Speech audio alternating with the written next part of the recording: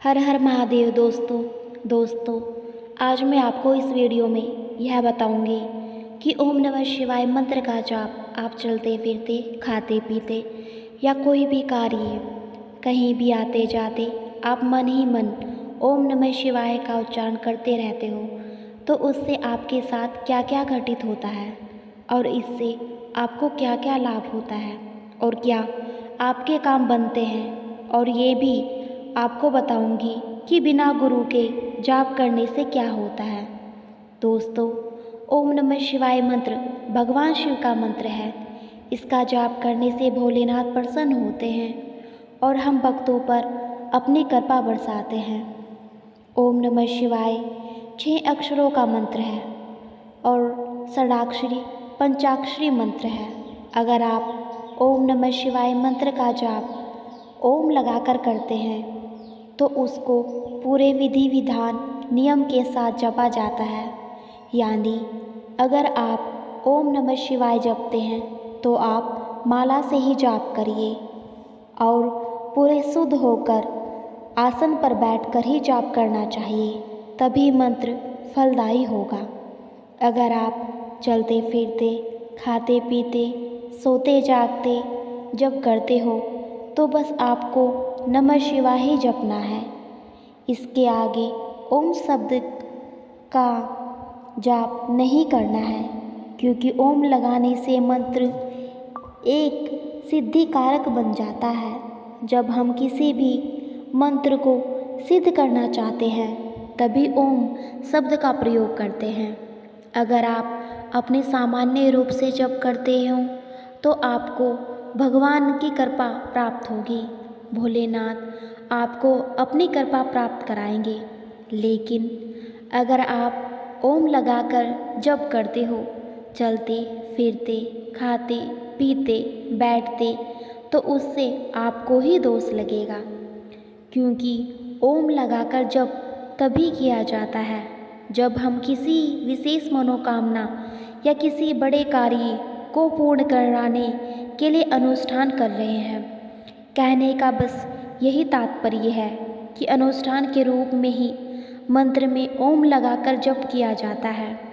ये मंत्र बहुत ही शक्तिशाली मंत्र है। इस मंत्र में ही भगवान भोलेनाथ की ऊर्जा समाहित होती है।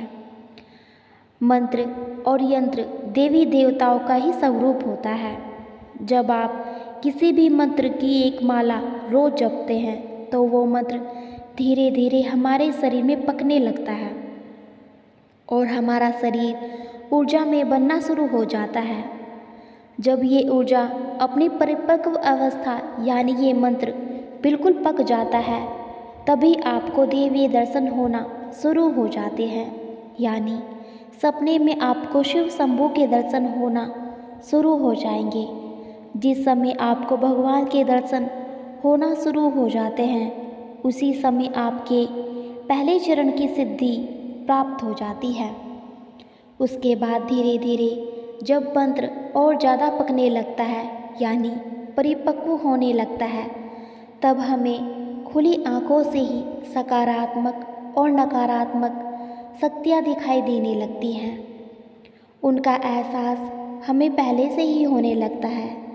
देखिए दोस्तों, मंत्रों की अलग अलग सिद्धियाँ होती है। शिव पुराण में, लिंग पुराण में, यम तंत्र में और जितने भी पुराण हैं भगवान भोलेनाथ शंभू से जुड़े हुए, उन सभी पुराणों में इस मंत्र की महिमा बताई गई है।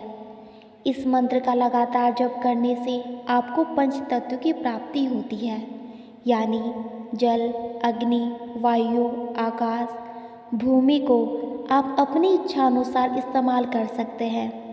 पर इसके लिए आपको मंत्र का हद से ज़्यादा जाप करना पड़ेगा। लेकिन अगर आप चलते फिरते मंत्र का जाप करते हैं तो इससे भगवान भोलेनाथ बहुत प्रसन्न होते हैं और आपके ऊपर अपनी कृपा बरसाते हैं। आपके कार्यों में आ रही बाधा कठिनाई को वो सभी बाधाओं को दूर होना शुरू हो जाती है। आपका प्रत्येक कार्य सफल होना शुरू हो जाता है। आप सफलता की सीढ़ियाँ चढ़ते चले जाओगे।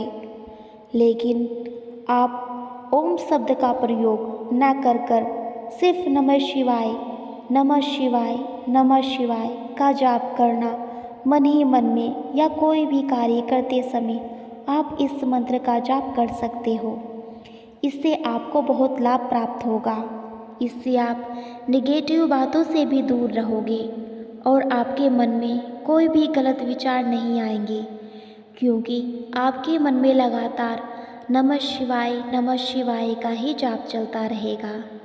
एक दिन आपकी ये अवस्था भी आ जाएगी कि आपका मन खुद ही ये मंत्र नमः शिवाय जपेगा और इससे आपका शरीर, आपके प्राण, आपकी आत्मा नमः शिवाय की ऊर्जा में बिल्कुल डूब जाएगी और आपके ऊपर ऐसी कृपा होगी कि आपका पूरा जीवन आनंद में व चमत्कारों में बदल जाएगा। आपके रोम रोम में आत्मा से ओम नमः शिवाय का ही उच्चारण निकलेगा। इससे आप धीरे धीरे भगवान सदाशिव के समीप जाना शुरू हो जाएंगे। इससे जीवन के अंत में आपको मुक्ति व मोक्ष प्राप्त हो जाएगा और जब तक आप इस पृथ्वी पर रहोगे तब तक आप सुख भोगते रहोगे। अच्छा धन, वैभव, स्वास्थ्य, गृहस्थी इन सभी का लाभ उठाओगे। तो बिना गुरु के आप इस मंत्र का आराम से जप कर सकते हैं।